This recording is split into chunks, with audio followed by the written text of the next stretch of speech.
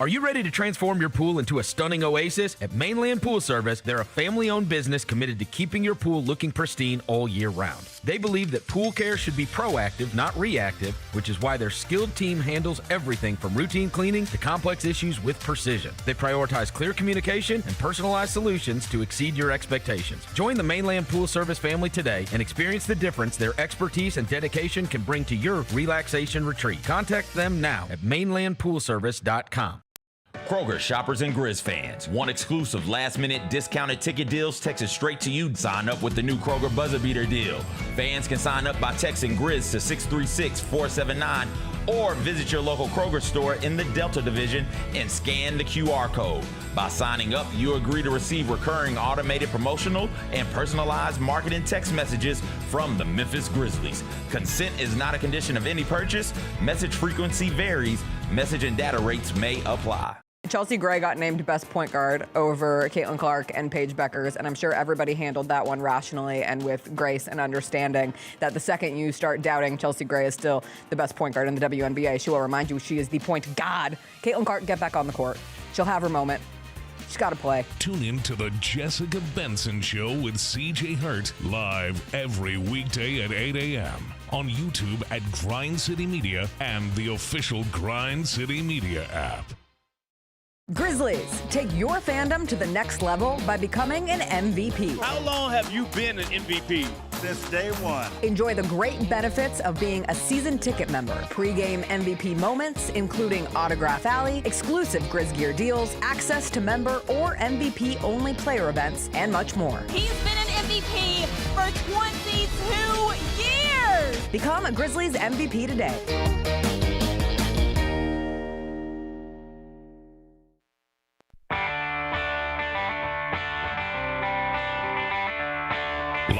From the Built Ford Tough studio at FedEx Forum, it's the Gary Parrish Show, presented by Ortho South, on YouTube at Grind City Media and the official Grind City Media app. Now, here's your host, Gary Parrish.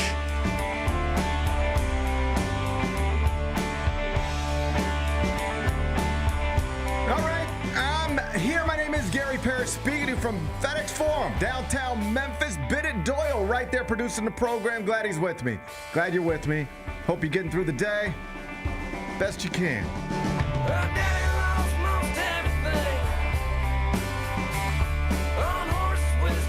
And I sure hope you settled in for Game 1 of the Western Conference Finals last night, because if so, you were treated to an instant classic and an all-time great performance, historically unprecedented, from 22-year-old phenom Victor Wembanyama. We'll talk about it momentarily.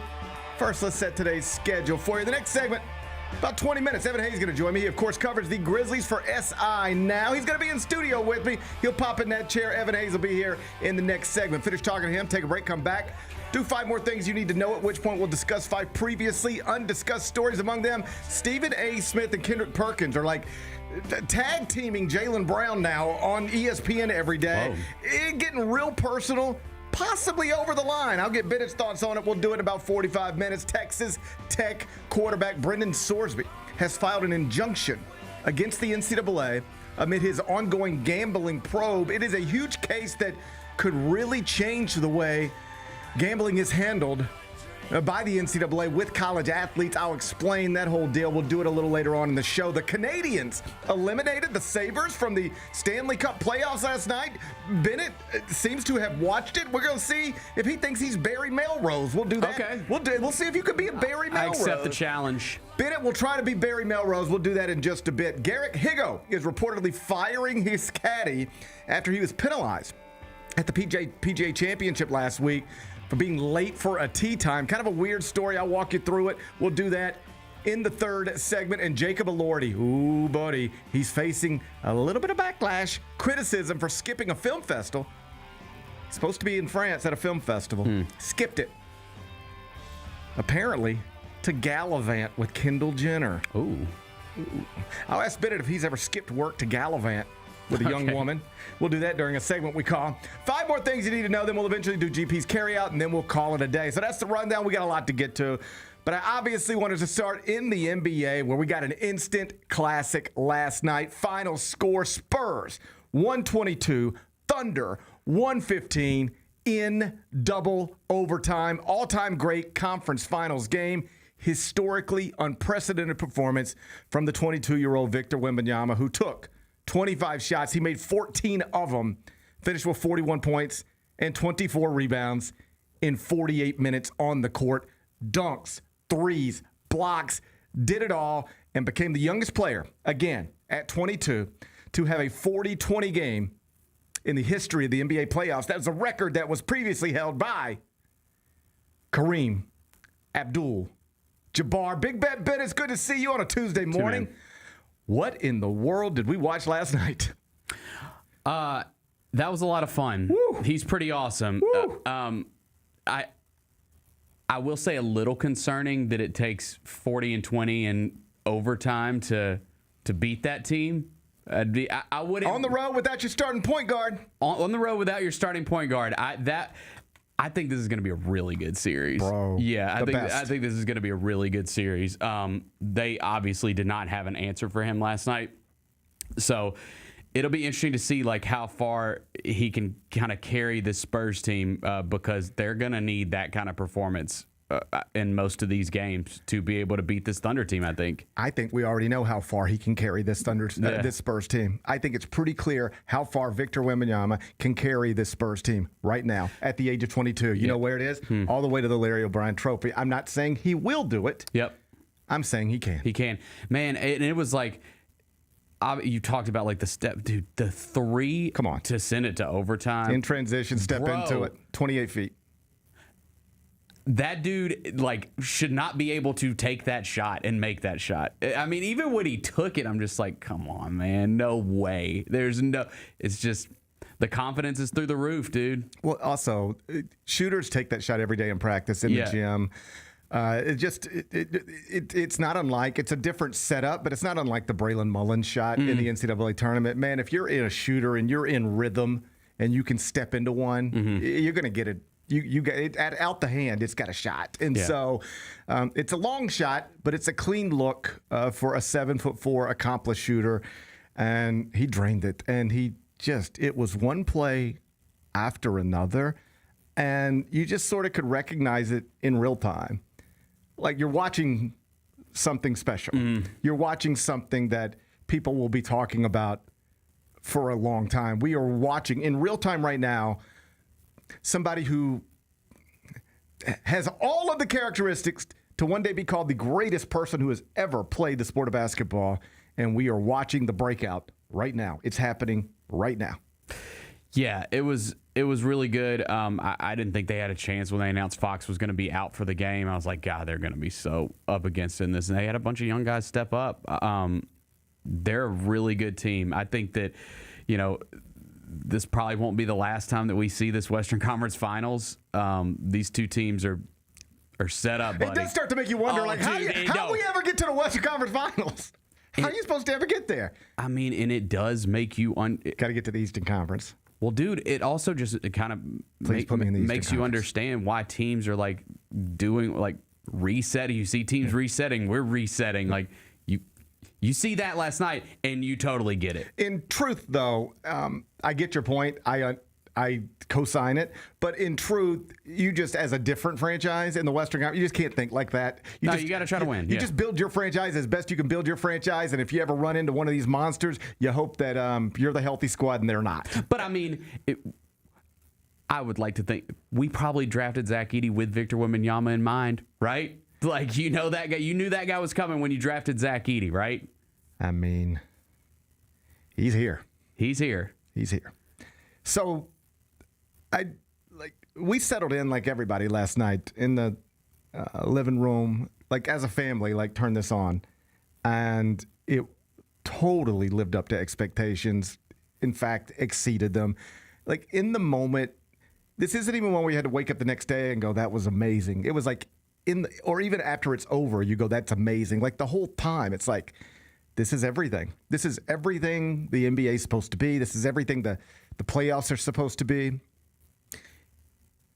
The two-time and reigning MVP is about to accept his award and get recognized just before tip-off. And the young man who everybody actually thinks is the most talented basketball player in the world, he's sitting over there just waiting. I mean, the visuals were great if you saw it pregame. Shai is getting recognized as a 2-time MVP, just the 16th person ever in the NBA to win multiples. He goes over, greets his wife. It's a really pretty scene. There's Wembanyama on the bench, head down, focused. And then he comes out and delivers the 41-24. Again, historically unprecedented. Nobody his age has ever done this before. Been a lot of people his age played in the playoffs. A lot of the greats. Nobody's ever done this before at this age. If you think LeBron's the GOAT, just understand LeBron was in the playoffs at this age, never did nothing like this at this age. He delivers that and then goes to the postgame press conference, and the questions are obvious questions, but the answers are often untruths when you get them from players. So the questions are, hey, you have made it clear you are chasing everything. Championships, MVPs, Defensive Player of the Years. What was it like for you to sit there pregame and watch Shai Gilgeous-Alexander win an award, get recognized for it in his home building, for an award that I know you think you probably should have won, that I know you want to win? Did that motivate you? Did that play into it? Did it have anything to do with you then coming out and delivering a historically unprecedented performance? A lot of players, you know what they say? They say, hey, listen, I'm just focused on me and my teammates. This was game 1 of the Western Conference Finals. If you think I've got to use all that other stuff to get fired up, like you don't know much about me. I'm just out there playing a basketball game. It's just one game. We got to win 3 more. They just downplay all of that. Most players, most athletes. You know what he did? Did you see it? Mm-mm. He listened to the whole wind-up from the guy. Talk about watching him get an MVP. I know you thought you deserved it. Then you watch him get it. Then you come out and do this. You seemed a little emotional, more so than usual tonight. Some of the stare downs, we saw you talking. Did all of this MVP stuff, watching Shai get the award, did all of that play into it at all? You know what he said? Yeah, all of it. Everything you just said. Everything you just said played into what I did tonight. He said, I want to win everything. I want to have as many MVPs when I retire as I can possibly have. And I think I should already have one. But I don't. Now, I'm paraphrasing a little bit here. He didn't say that exactly, but it was certainly what he was suggesting. Yeah, this was a special night for me. That trophy's supposed to be mine. Congrats. I'm glad he's got 2. He ain't getting the next one. And he ain't getting the one after that. And when it's all over with, I'm going to have more than him. And when everything's over with, I might be tied in championships. Just give me a couple more months. That's where we're at. Awesome. It's good stuff. It was a great game. I was getting frustrated with Reggie Miller, though, a little bit. You recognize you're watching the special thing, and they were trying to, and he just kept missing it. There was one moment where he said something like, and I want to be clear, broadcasting live, particularly in these types of moments, can be difficult. Reggie Miller, Jamal Crawford, you name them, they're all better than me at it, okay? That's my disclaimer. But I'm like, recognizing we're watching this crazy thing. Like, even my wife, who doesn't sit down and just put eyeballs on NBA games every night, is like, my God. Like, it's just, it doesn't look, he looks ridiculous out there. Yep. And you know, like, the numbers are starting to pile up, and it's one big play after another. And you realize you're watching an all-time great playoff game featuring a 2-time MVP and the future GOAT. Like, and they just couldn't capture it. Reggie Miller said something like, folks at home, you are watching one of the greatest young players in our sport. And I'm like, what? He's not one of the greatest young players in our sport. Zach Edey might be one of the greatest young players in our sport. Victor Wembanyama is the greatest young player we've ever seen. How about that? Let's do that. Folks at home, you are watching something you have never seen in the history of the planet and might never see again. Like, go there, because that's what it is. That's not hyperbole with this guy. There's nothing like this. And then I think it was Jamal Crawford later, same type of deal. He was like, man, these numbers here, these are like Wilt numbers. Like Kareem. No, you know what they're like? They're like nothing we've ever seen. They're better than Wilt numbers. They're better than Kareem numbers. They're better than Bill Russell numbers. They're better than Shaq numbers. You don't have to compare him to the all-time greats to prove how great he is. You know what you do? Make it clear he's better than all of them. He's doing things they never did at this age. He's ready to win a championship at 22.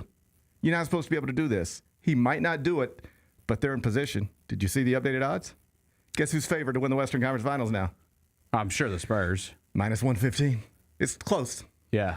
But it's minus 115 now. They are the favorites to win the Western Conference Finals.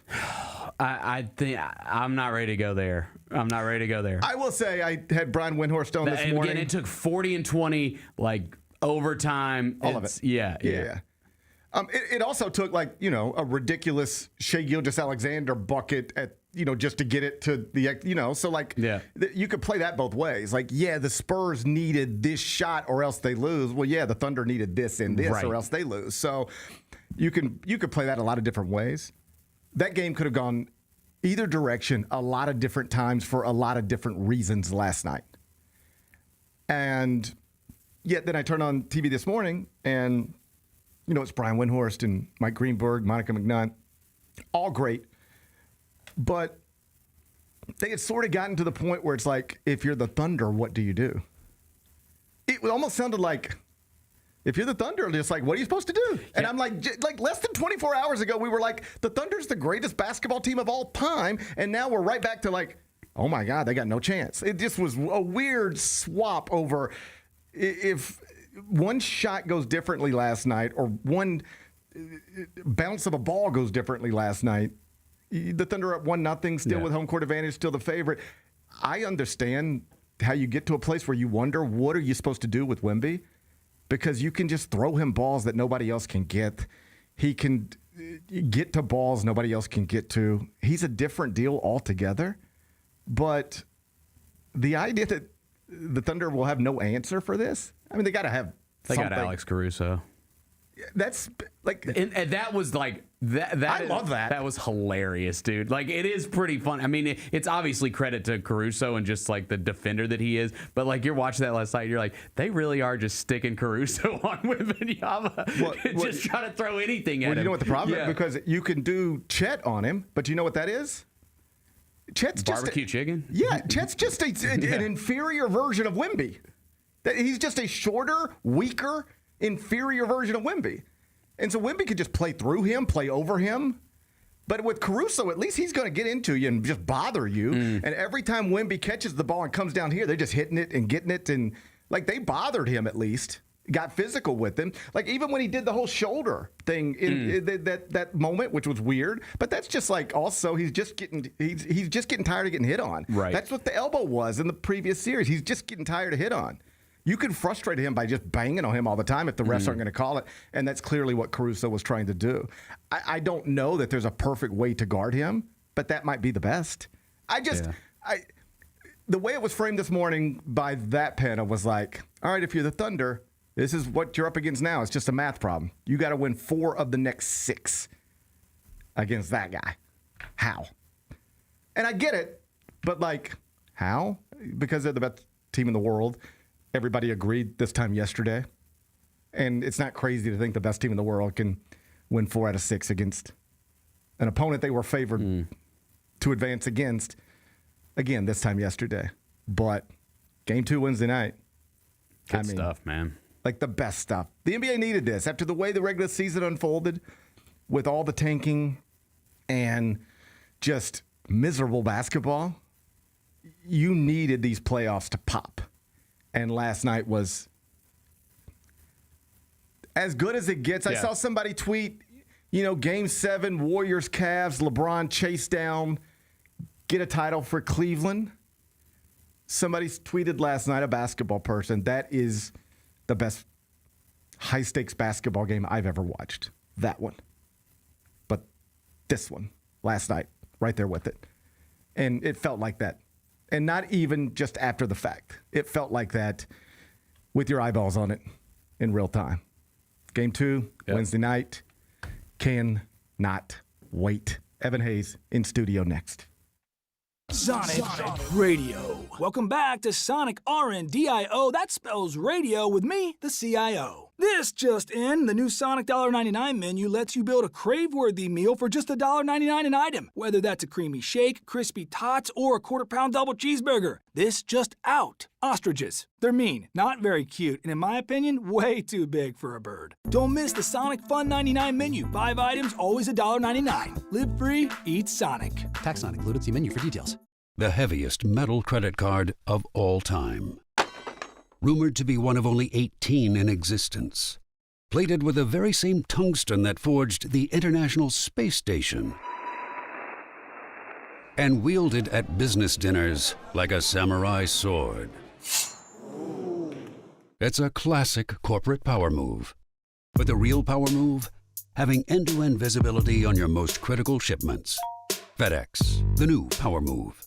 Orthopedic injuries can be unpredictable, unforeseen, and unscheduled, and Ortho South understands this better than anyone. Since your injuries don't make appointments, you don't need to either. That's because Ortho South welcomes walk-ins during the weekdays, in the evenings, and even on Saturdays. So next time an unforeseen injury makes an unscheduled appearance in your life, visit orthosouth.org to find your nearest urgent care location. Just walk in, and Ortho South will take care of everything, especially you. Learn more at orthosouth.org. That's orthosouth at orthosouth.org. This is the next generation of Tony Allen, is Sir Thompson. He had 16 blocks and 16 steals. When I said this guy is Super Tony, he is Super Tony. This is Tony Allen, like next gen. It was unbelievable. The Chris Vernon Show, live on weekdays at noon on YouTube at Grind City Media and the official Grind City Media app. Junior Grizzlies summer camps presented by Ortho South are the key to a slam dunk summer with over a dozen 4-day camps perfect for hoopers ages 6 to 14 looking to build fundamental skills and make unforgettable memories. With camps across the Mid-South in Tennessee, Mississippi, and Arkansas, you won't have to go far for the ultimate hoops experience this summer. Registration comes with a Junior Grizzlies jersey, lunchbox, and a basketball to take home. Don't wait, space is limited. Visit grizzlies.com/Junior Grizzlies today to secure a spot for a fun-filled summer. That's grizzlies.com/Junior Grizzlies.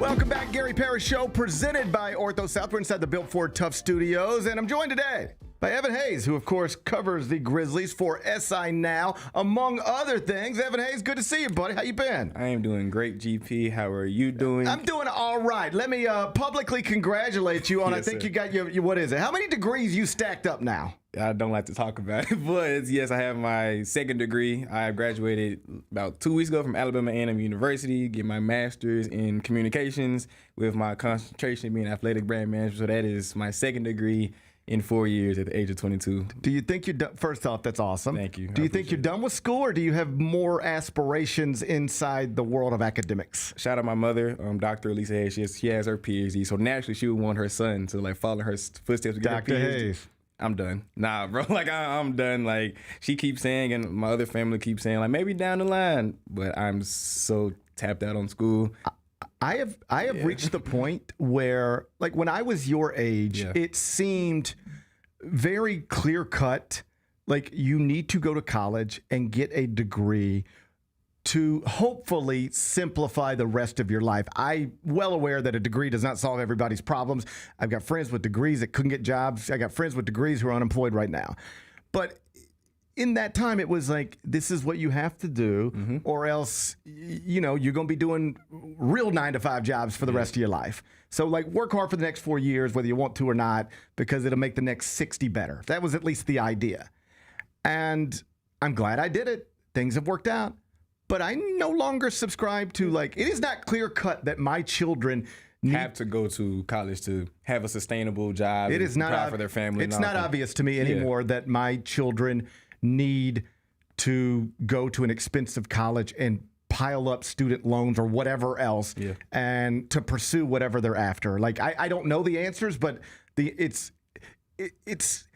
feels like, I don't know if I'm right, it feels like you are entering this world at a time where I don't even know what advice to give people because I don't know where the world's headed. Yeah, I definitely agree with that. I definitely think being I'm 22 is kind of a stage of flux right now. Like, obviously, I care about academics. Like, obviously, I went to school and I didn't have to get my master's, and I wanted to get that to achieve that goal, to hopefully set myself up down the line. But there's guys like Kenny Beecham that's doing what we do, and he never went to school, and he got a microphone and a camera, and now he's rubbing elbows with Charles Barkley every day. So I am an advocate for school, but it's not the only path to get where you want to be. As long as you're doing things that God put you on this earth to do, and you feel driven by it, then all means do it. For people who don't know Kenny, he just, I think, kind of famously got a new show on Sirius XM, the NBA channel, and it got a lot of attention because Frank Isola. Do you know this part of it? Vaguely. Okay, I thought about this, and I was going to bring it up on the show, and then I don't think we ever did. Yeah. I actually listen to these shows sometimes because, like, I get up to take my kids to school at 6:40, 7 o'clock in the morning, and Frank Isola and Brian Scalabrine have a show on Sirius XM NBA channel, and they're often talking about stuff that happened in the NBA last night, so it can be helpful in show prep just to hear it on the way. And I like my boys listening to it. It beats news these days. So Frank Isola was doing clearly just a promo for Kenny's new show, and it got real weird because apparently, forgive me on the details, but let's just say Frank and Brian have had a 4-hour show. Well, it was going to get cut back to 3, and they're giving that another hour to Kenny. And Frank went on this he was doing a promo like, and don't forget, starting next Monday, it was just like a read we all do in this business. And don't forget, like, starting next Monday, it's the Kenny Beecham Show. And then he goes into this thing, and he goes, it's going to make Sirius XM NBA better than ever. And he's like, well, that's interesting. So taking an hour away from me is going to make the station better than ever. He took it personally. For Kenny. Brian, by the way, who is Kenny? Who is this person? Kenny B. And Brian Scalabrine, to his credit, said, hey, Frank, you need to take a deep breath and calm down real quick. And he's like, but who is this guy? Like, has he ever been on Around the Horn? I've been on and it was like, oh my God. And I had this moment where I was like, please, God, do not ever let something like that happen to me, where I am an old man on a microphone publicly wondering who a younger, honestly more rising star than me at this point in my career, publicly wondering who they are in a demeaning way, because that's what he was doing. It was cringe. I have not seen it. I would have to watch that. Find it. You'll find it. That for an older gentleman that's like a pioneer of this business to kind of tear down a younger guy, you never want to see that, especially a person of color too, because we know it's not. That's the other dynamic. That was just uncomfortable. We've talked about it. It's not a lot of people that look like me in this business, so to tear down another young cat like that is not a good look. Because Kenny making it to this point, grinding on his own, is an awesome story. For all the obvious reasons, and to just sit there and watch it it felt very uncomfortable.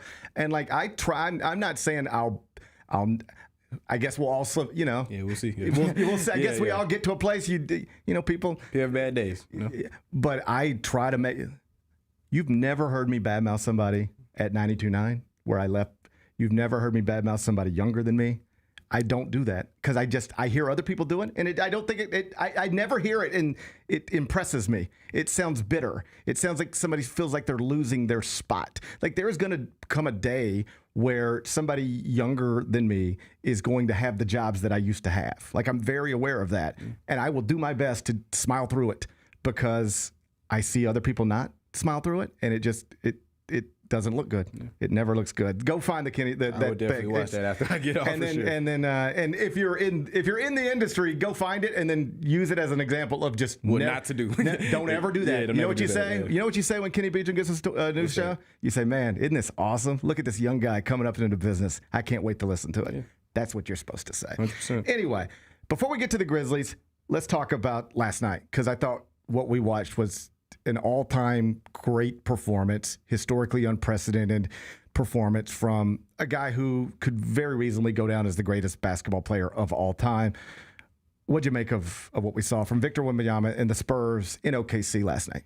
I feel like he's slowly cemented himself to put himself on the trajectory, like you said, as being the best player to ever play basketball. Because I was talking to my dad about this last night.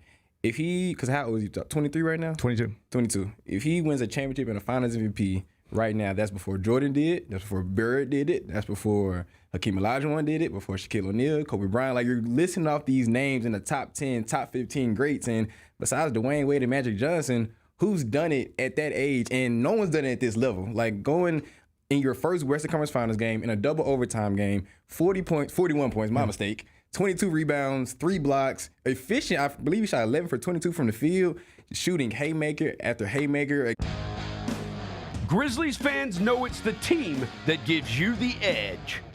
As a Grizzlies fan, I'm scared. I know we're talking about Grizzlies right now, but being that we have to play that man and his collection of cats around him, and Dylan Harper and Vassell and Stephon Castle, you can't speak enough about how great the Spurs organization has been as building around that guy. What I love most about it is that it didn't just feel like a big performance. Like, sometimes in the playoffs, people have incredible performances. Rui Hachimura can knock down a million three-pointers from the corner in FedEx Forum in the playoffs, and we're like, that was a great, all-time great Rui Hachimura performance. But there's nothing intentional about that. It's just the way the Grizzlies decided to guard the Lakers led to a bunch of Rui Hachimura open threes, and then he made them. Congratulations.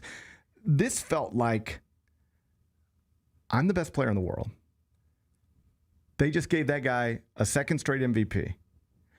There is nobody on the planet who thinks he's a better basketball player than I am, who thinks he impacts winning more than I do. If you put us both in a draft right now and said, you can take either one of these dudes for the rest of their careers, everybody would take me, not him. And they gave him the award. All right, go accept it. Kiss your wife. I'll see you in a minute. Now let's go. It felt very intentional. This is a stage for me to establish the proper order of things in this sport, and I'm about to do it. Yeah, y'all said in the first segment about, like, even in the post game where the guy was teeing him up, was like, did you take it personally that the guy getting an award that you thought you deserved, and you saw that in front of you before the biggest game of your career, take that personally? He said yes, for sure. His coach, Mitch Johnson. I love that the Spurs, they don't downplay like how much this means to them. You see, of course, across his career, how personally Victor takes the game of basketball, and you love to see it for a guy that's probably gonna take the flag from LeBron as being the face of the league. Because I'm sick of these guys being too cool or trying to downplay how much they mean about the game of basketball. We saw this guy crying after a regular season game. We saw this guy in the Olympics fighting for his country, literally giving all his blood, sweat, and tears to win a basketball game. Pissed off in the All-Star game. Pissed off in the All-Star game because guys weren't playing hard, and he made guys match his energy. Again, I hate as a Grizzlies fan, but as a fan of basketball, you can't hate this man. To me, he checks every box. He does. He checks mentality, talent, everything. The talent is 10 of 10. If you can go above it, I would.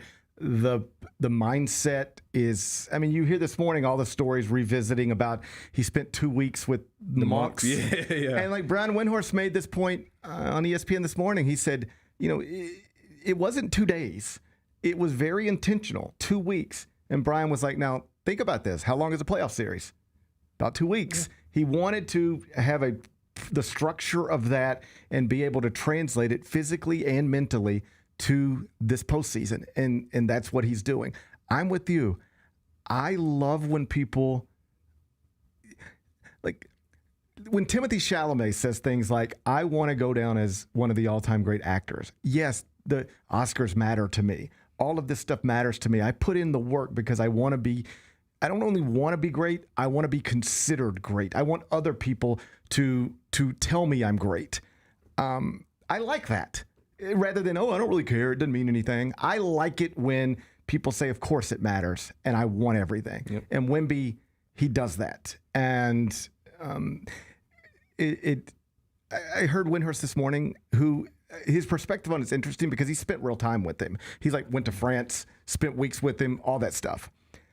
And he said, if you know Wembanyama at all, you know he's a very petty person. And he takes all of this stuff personally. Yeah. And that's the part I love that comes across a little bit like Michael Jordan. Like Michael Jordan would famously invent reasons to go at you. And watching another man get an MVP that you think you deserve, and then going out and doing the 41-24 and then acknowledging afterwards, absolutely, I was motivated by all of this. Every bit of that, put him on my favorite team. I'll buy all the jerseys. He is what this sport needs. And to your point, that separates, you've seen it because you covered this sport for a long time, the good to the great players. Like the guys like LeBron James, the Michael Jordans, like the legends that they had, the little things that make them tick. Yeah. You don't see that enough in the 21st century basketball players, at least the guys that have come in the 2010s and above. Like outside of the guys, like when Steph has said publicly how much not getting that Finals MVP pissed him off, and how when he had the opportunity to beat the Boston Celtics in 2022, he wanted to get that. You don't see a lot of these new guys. Like on Twitter, it was going viral how Shea, it didn't seem like he was pretty bothered. He didn't seem pretty excited when he got the MVP. I just love to see these young guys that have those things that can make them tick, right? That can separate them, because when you get to that level, obviously, when you're in the West Conference Finals, everyone's great on the court. But what separates the good teams from the great teams, or the amazing teams, or the all-time great teams, is the little mental edges you can get from each other. And Victor definitely had that last night. All right, let's talk Grizzlies. So, obviously, rough season for a lot of different reasons. But the ping pong balls bounced favorably on lottery day. The Grizz are slotted to pick third in the 2026 NBA draft. Let's walk through it. Because these are the conversations most people are having right now under the umbrella of Grizzlies fans. Most people believe A.J. DeBonsa and Darren Peterson are going to come off the board 1 and 2 in some order. Most likely DeBonsa 1, Peterson 2. Let's take this step by step. I don't think there's any scenario where DeBonsa falls to 3. If they decide they don't want him at 1, he'll go 2. So he's just completely off the board. On the unlikely chance, at least based off of current projections, on the unlikely chance that Darren Peterson falls to 3, and now you're actually picking between, say, Darren Peterson and Cameron Boozer. Let's say Caleb Wilson went off the board at 2 for some reason. What do you do with Darren Peterson? And does the Ja Morant history impact it at all? It does scare me a bit. It does definitely scare me a bit. We just got, well, obviously he's still on the roster, but we went through an era of a, let's say, moody and up and down superstar that has all the talent in the world, but just couldn't seem to get out of his own way when it comes to propelling this franchise into the heights that we wanted to. So yeah, that does scare me a little bit. But when we look on paper, in my opinion, I really want to talk to you about this. In my opinion, there's only 3 number ones in this draft. Okay. When I say number one, I mean in the 2026, a guy that can create his own shot and for others at an elite level. As much as I love Cameron Boozer, I don't feel like he has that. If the Grizzlies pick him, I am more than happy because I feel like he fit next to Zach Edey, and we can talk about that. But I think A.J. DeBonsa, Darren Peterson, and Darius Acuff are those elite guys. So if you draft for Darren Peterson at number 3, you have a 6'4" guy that can score the ball all 3 levels. He averaged 20 points per game last year on not great efficiency. You have to go there, but he fits that new bill of Wood at HGA or Tyrese Halliburton, these bigger guards that can elevate the height of your team. I feel like that's too good to pass up. Again, I love Boozer, and I feel like if he's there, take him if Peterson's off the board. But it's just hard to pass up on a guy that in high school he was number 1, number 2 player in the class. He had a great year at Kansas, even though it was a little up and down. And personally, I wish he had a better – well, you know what scares me more than the Ja Morant thing? I wanted him to elevate his team more in the Big 12 tournament, NCAA tournament. Yeah. I hated that we didn't see a Sweet 16 or Elite 8 run out of Darren Peterson. I believe they got knocked out around 32, right? Yes. I want to see if you're that guy that was supposed number 1 on the NBA franchise, that's what you want to see.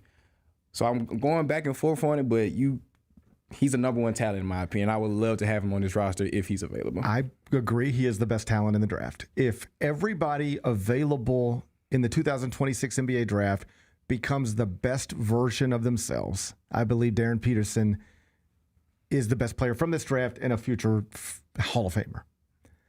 The problem, of course, is that almost no prospects become the best versions of themselves, and you have to factor that in.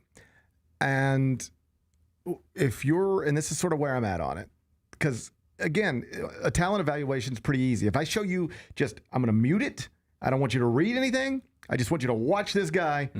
Here's the highlights.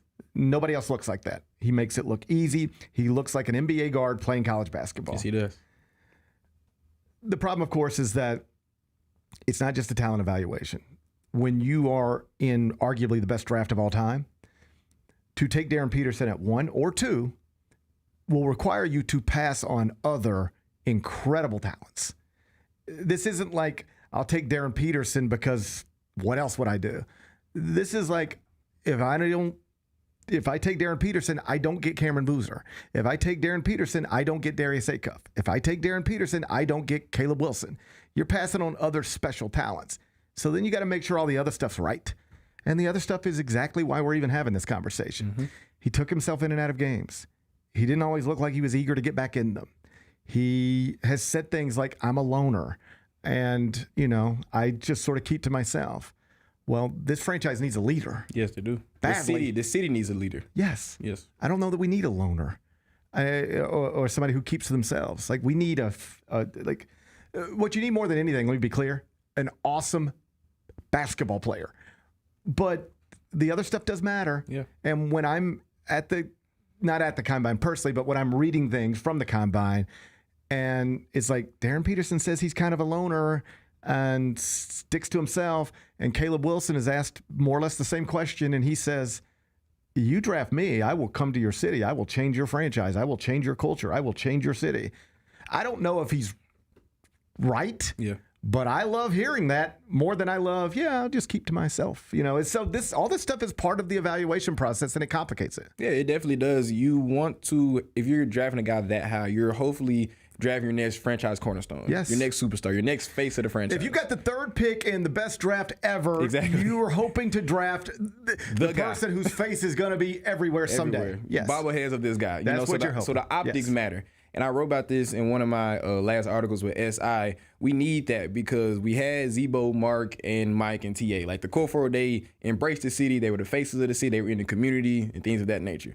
Of course, in the Grizz Next Gen era, they did not have the success in the playoffs, but Ja Morant did things in the city. Jaren Jackson Jr. did. Desmond Bane, Dylan Brooks, all that. So you want them to carry the torch, not just in the FedEx Forum, but also in the community. The kids that kids want to look up to be. You don't want one of your boys. Yeah. Growing up and say, I want to be Darren Peterson because he's a loner. Like my boys need, I'm being serious. Yeah. My boys, my young guys, they need a new favorite player. Yeah, they do. Like right now, like my middle guy came to me the other day and he was like, Dad, hey, can I get a new jersey? And I was like, sure. And usually that means go to Grizz Den. Yeah. And you know what he said? I said, what kind of jersey would you want? He said, Con Knipple. Wow. That is not what I would thought. I'm sorry for laughing, but that is not what that is not what I thought you were going to say. I mean, a little white kid for the summer. I get it, but Con Knipple is crazy though. Like Charlotte, Con Knipple, that is not. I think we say LaMelo or something. He wanted LaMelo too. Okay.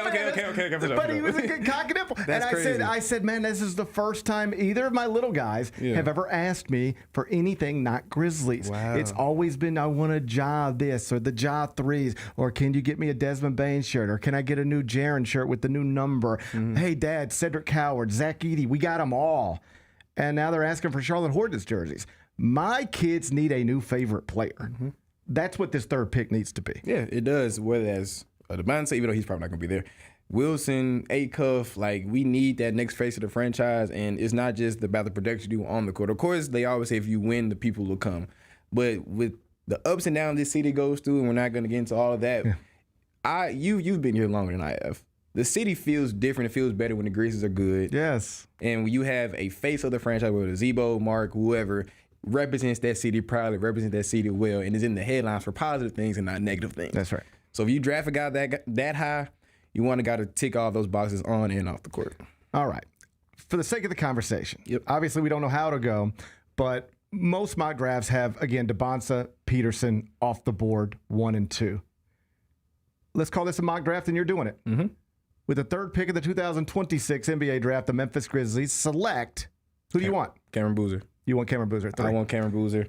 I've watched a lot of tape on Boozer and Wilson, and when I say this, I'm not trying to demean Wilson as a prospect at all. I feel like outside of Peterson, he probably has the highest ceiling in this draft because his athletics, intangibles are off the chart. He can jump out the gym. The highlights are crazy. Chase down blocks, dunking on guys. Like, you love that. You love to see that. Puts butts in seats, all that.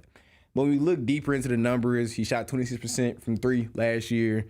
He's a little more slimmer of frame. He doesn't have a NBA-ready body right now. We have Boozer on the other hand, 22.5 points, 10.2 rebounds, shot 55% from the field, 39% from three, high IQ, 6'9". He's about 240 if I remember correctly. You can in your head you can see that fit next to a Zach Edey. He's a great rebounder. He's an underrated playmaker. I can imagine a high-low between Boozer and Edey working very well. I can imagine big-to-big pick and roll, something that we did not see with Jaren Jackson Jr. and Zach Edey, which we wish we saw. I can see that with Boozer. So, yes, you want to draft on upside. I understand that. But just in the state of flux this franchise is in, I want production over highlights. And that's why I want Cameron Boozer. It makes total sense to me. My response will be nuanced, so bear with me. Yeah. My initial mock draft at CBSSports.com has the Grizzlies taking Caleb Wilson. That is based on in a draft that's loaded and deep and with a franchise that badly needs a new thing to grab onto and ride to the moon. Yeah. Caleb Wilson, if DeBonsa and Peterson are off the board, I think is the highest upside pick available for all the reasons you said. And so from my mock draft position, Caleb Wilson would be the pick. But if I were the general manager of the Memphis Grizzlies, wouldn't my job might be on the line? I understand going for stability. And though Caleb Wilson at 3 might be the biggest swing you could take, Cameron Boozer is clearly the safest thing you can do. And sometimes safe is good, GP. Sometimes I understand. I don't disagree with that. Sometimes I understand when you're drafting how you want to take a big swing because if it hits, you're looking like the smartest man in the room. I just feel like we need something safe right now. If you swing big and hit, you always look like the smartest man in the room. Exactly. But if you swing big and miss, and the Cameron Boozer pitch was sitting on a tee, in Chicago, he's a 10-time All-Star in Chicago. You look bad. The thing people will say is, it was right in front of you. You were a franchise that had gone through a little bit of a roller coaster ride for a lot of different reasons. And right there available was the 2-time Gatorade National Player of the Year in high school, the unanimous consensus National Player of the Year in college, son of a former NBA player, all-star, so if you care about the pedigree, you got that stuff too. He has been the best player on a basketball court at every level he's played at for years, impacted winning at every level for years, won all the state championships in Florida, won all the Peach Jams. And he's a serious person. Professional. He's a grown-up. He is a 19-year-old grown-up in a franchise that just needs some stability and somebody you can believe in and have your kids believe in. How do you pass on that? And even though the mock draft that I produced right now at CBSSports.com says Caleb Wilson, I totally get that argument. And if I were actually the one having to execute the pick and answer the questions, I might lean toward Cameron Boozer as well. My only question to you is, being that you have Wilson, are you not concerned with the spacing, with being that he's more of a project player coming in, because people say Boozer is a finished product, but he's only like 19 years old, so I hate when people say that. Yeah. But he has a more NBA polished game. Of course. So are you not concerned that you have more of a project player when you're already trying to build your Absolutely. core? Of course. Yeah. Yes. If I were trying to visually evaluate Cameron Boozer and Caleb Wilson, I would tell you that Caleb Wilson's upside's way up here and floor is here, and Boozer's floor is above Wilson's floor, but his ceiling's below his ceiling. So Boozer's in here, and Wilson's range is, he could be worse or way better. Mm-hmm. And Boozer's going to be safely in here somewhere. Yeah, that concerns me, of course. He didn't shoot it at North Carolina. That's a concern with the way the game is played today. But there are some workout tapes out there that, he's knocking down these shots. Now, it's just a workout, but he's knocking down these shots, and it doesn't look uncomfortable or awkward. He's consistently knocking down shots. Just a workout, but still. But even let's say the shot doesn't come around. Let's say he's always a below average perimeter jump shooter. He's still a 6'10", 6'11", top shelf athlete, top shelf motor, top shelf mindset. At his worst, he's an elite athlete with an elite motor and killer mindset. That alone's good enough. Yeah, you can figure that out. That alone is worth $200 million. Yeah, if you're talking about Eastlow, you can work with that. Like, he can never shoot the ball and make $200 million just on that stuff. 100%. Like, especially in the day of space and athletes going up and down the floor, like, you like a guy that can run a 4-5. Like, Giannis can't shoot, but nobody can keep him away from the bucket. Yeah, and if Caleb Wilson can put on muscle like Giannis, I'm happy. Like, there's no bad pick. If we get into the top 4 with DeBanza, Wilson, Peterson, or Boozer, there's no bad pick. Yeah. But of course, that's the point of why we're talking. Yeah. I just have to go back to what I would need right now. Because I honestly think, and this would be speaking a little hyperbole, if we can put out a lineup with, and I want to talk about that too if we have time, about possibly drafting up and getting a guard. But let's say with Jerome, a Coward, a Gigi Jackson or Jalen Wells, Boozer, and a Edey, I genuinely think that's a 45-win team next year. With health, I feel like we're competing for a play-in. I genuinely believe that going into next year. And I like that lineup on the inverse to having Wilson in that 4th spot. As always, we'll see. Yeah. I just hope that as we get to late February, early March, we're playing meaningful basketball games. Exactly. I just want to be able to come in here and say, all right, the Grizzlies are slotted in 9th. Timberwolves are in town. 7 o'clock tip. When you're just a half game behind so-and-so. I want to have those conversations. Yeah. I don't want to be looking backwards. No. That was miserable. Yeah, no one wants to see another lottery tanking year where we're 25 and 57 at the end of the season. No one wants to see that. I want to see the important players healthy. Yep.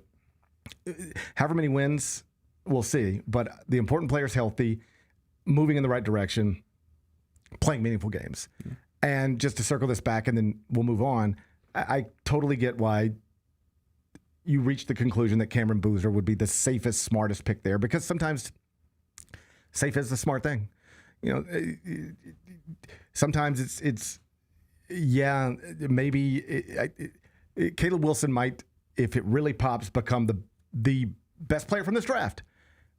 But right now, and I do think like where this franchise is matters. Like if you were Oklahoma City with the 3rd pick, they could have got it. Then you might really just say, Cameron Boozer's safe. We don't need safe. We're already safe. What are we talking about? Like, let's just go try to draft another Hall of Famer. And so who's got the best chance of being a future Hall of Famer? Well, we think it's Caleb Wilson. Cool, bring him. But he's more of a gamble. We are in a position to gamble. We're the Oklahoma City Thunder. If Caleb Wilson never becomes anything for us, we still got Shai Gilgeous-Alexander and Chet Holmgren and Jalen Williams, and we're still fine. This franchise needs to make sure it has a cornerstone piece with that 3rd pick. And that might mean the safe/smart pick. And let me be clear, maybe the best pick. Maybe. But certainly the safest is Cameron Boozer. I get why this franchise might go down that route. Let me ask you this. Yep. Because you bring up Acuff. Mm-hmm. Would you look at it seriously at 3?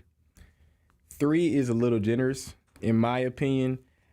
I just feel like those top 4 guys are just came in as prospects. Right. And this is someone, and I'm speaking to someone who loves Darius Acuff.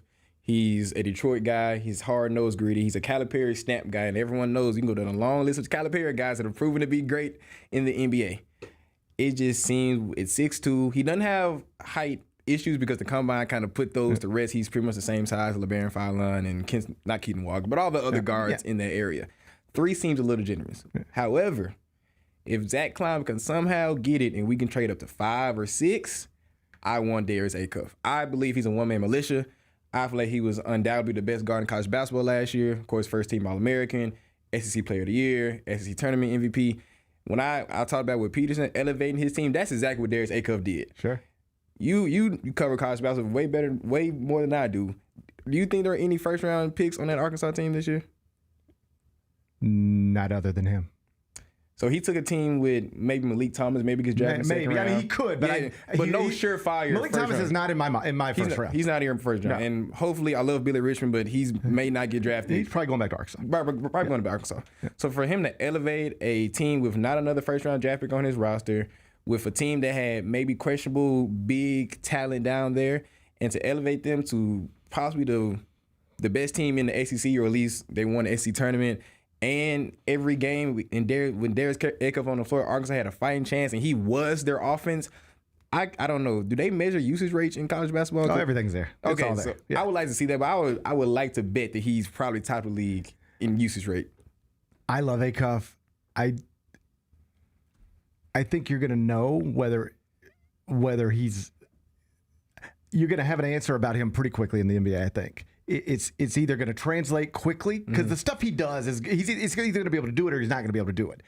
The defensive issues are either going to be glaring issues or you can overcome them and work around them. But he's going to be one of those guys where if he doesn't pop quickly, people will say, see, this is why he wasn't really in the Bonsa Peterson Boozer conversation, despite being the SEC Player of the Year, despite being the first SEC player to lead the league in points and rebounds in the same season since Pete Maravich. Assists, yeah. Points and assists since Maravich in 1970. The reason he wasn't in that conversation, you're seeing it now. He's just too little, doesn't guard anybody. Awesome college player, but this is a different league. You either get that, or he's going to do it. I think, when he does it, you're going to go, you idiots. We should have drafted him at What 3. were you looking at? He did let me tell you all the dudes that played in the SEC. John Wall, Shai Gilgeous-Alexander, Tyrese Jamal Maxey. Murray. None of them for John. Derrick Rose played for John Calipari. Couldn't do what this kid did. All right? And y'all thought he wasn't going to be great? What were you watching? It's going to be one of those with him. I could definitely see that, but I feel like it also comes down to situation as well.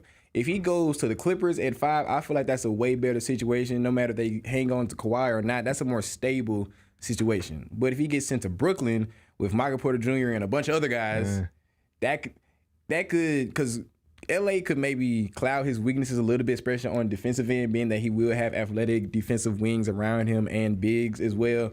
But if you send him to Brooklyn, which there isn't a lot around him, and he will have to be the offense more or less like he was at Arkansas, it could look different. I don't disagree, but also situation matters because I genuinely feel like he's that talented where I feel like more times than not he will hit because he is that damn good. Situation always matters. Like the LeBron James, Victor Wembanyama's, any franchise could draft them. They're going to be special wherever they're drafted.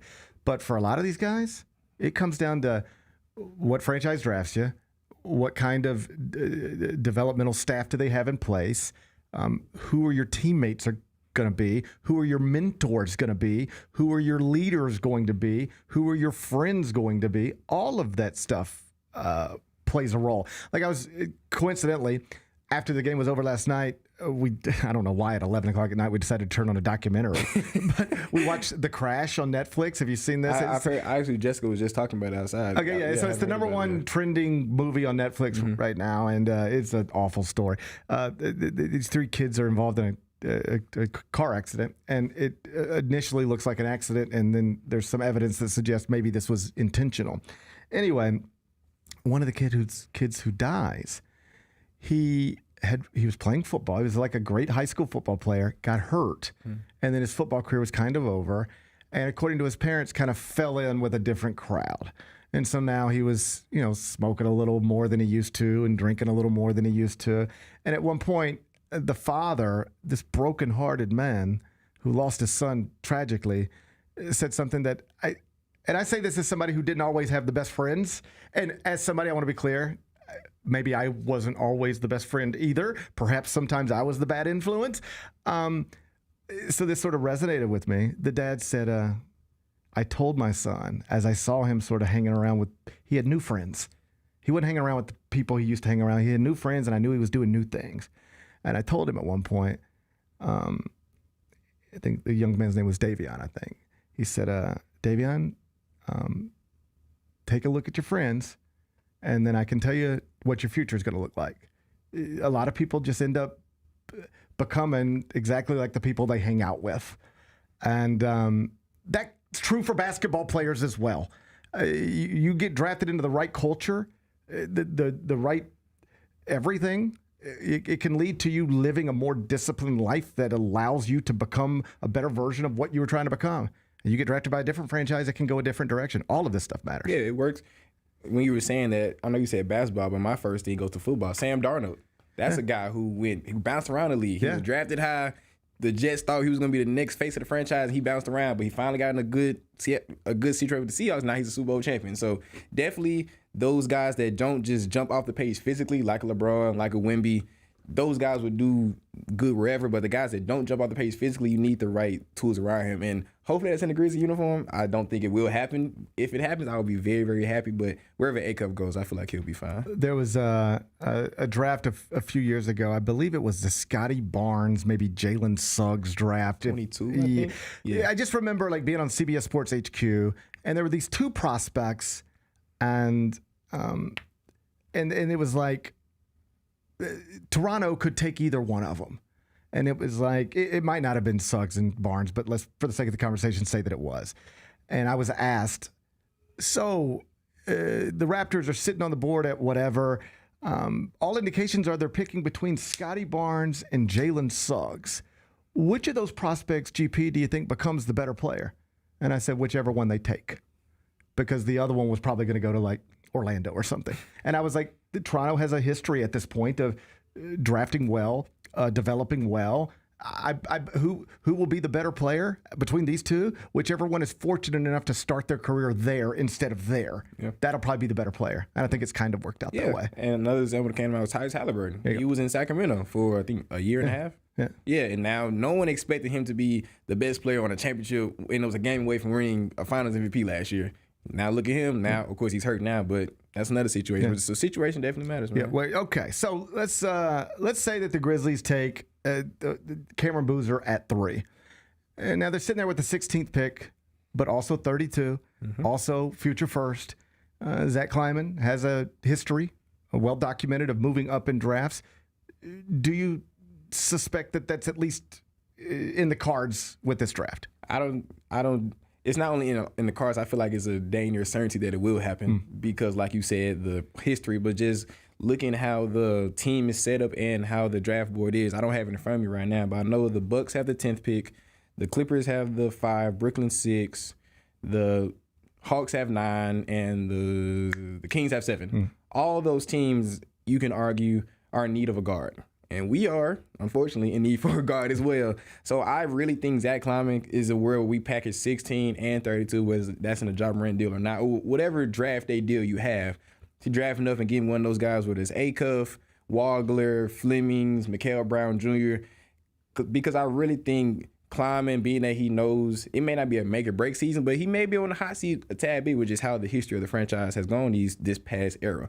I could really see him really wanting to swing big with drafting up, so he can really have on a day one roster of a lot of young assets, a lot of productive guys that can hopefully push this franchise in the next direction. So I definitely think moving up is an option.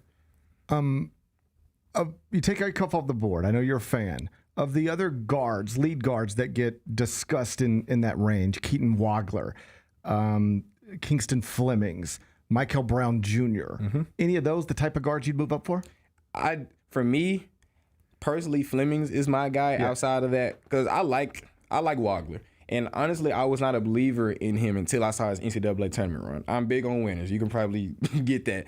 For him to lead at the combo guard position, lead his team to the Final Four, that kind of won me over. So I would love Wagler, but he's more of a combo guard, so I wouldn't see how that would fit great next to a Cedric Howard. Not saying he won't do it, but it doesn't fit like a glove as well. I love him. I am concerned that he is not an athlete. That is true. Now, you know, he plays a great pace, but he gets to his spots. He does, but he is below the rim. Yes, he is. He is a 6'5" below the rim guard. And someone who was above the rim is Kingston Flemings. Yes, he was a great floor general for Houston. Personally, of course, I was wrong, but Houston was my pick to win the whole thing because of Kingston Flemings. And he's not just your prototypical super athletic guard coming out of college. Like, he's a floor general. He can actually score the ball pretty effectively, especially in the mid-range and from the 3. So Flemings would be my guy, being that I feel like he can be that steady hand. If you need him to go off for 20 to 25 to 30 points in a game, he can. But he can also sit back and let the guys like Cedric Howard, Zach Edey, or Gigi Jackson kind of go off. So if it's not Acuff, and of course Wagler's off the board, Flemings is personally my guy. All right, let me ask you about this. So, as I mentioned, you cover the Grizzlies for various places, including SI Now. And I think it's sort of just understood around here that, yeah, Ja Morant is still a part of the roster, but all expectations are that he won't be on opening night. Yet, I see these graphics everywhere. And it's like hypothetical projected starting lineups. And it's like Zach Edey and, Cameron Boozer and Cedric Coward and Ja Morant's right there. It's like the rest of the world, it's still operating under the idea that maybe Ja Morant will be in the starting lineup for the Grizzlies in the 2026-27 season. How do you handle that at SI now? Where are you at on Ja Morant and the Memphis Grizzlies?